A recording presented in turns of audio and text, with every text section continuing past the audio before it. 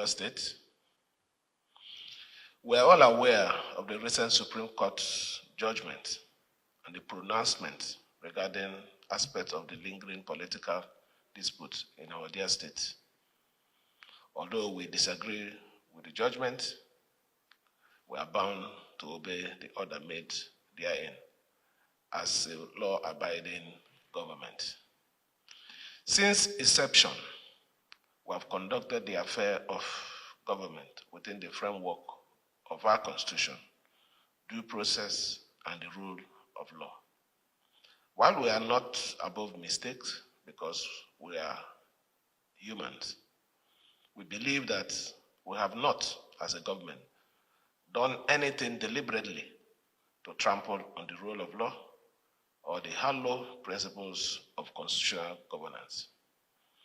Accordingly, I've had a meeting with my team of lawyers, and they have assured me that the certified true copy of the judgment may be available to them by Friday, the 7th March of 2025.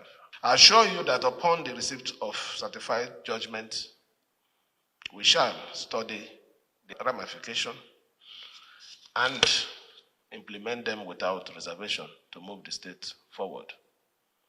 Furthermore, given the outlawing of caretaker arrangements in the local government system, I hereby direct Head of Local Government Administration to immediately take over the administration of the 23 local government council, pending the conduct of a fresh election by the Rivers State Independent Electoral Commission.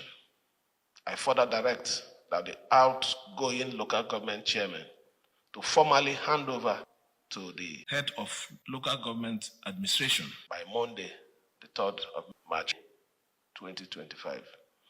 Although our dear state seems to be back in trying time, I urge everyone to remain calm and peacefully go about with their legitimate daily activity as we continue to do everything in our power to advance our responsibility to the citizen. Thank you, and may God bless Rivers State.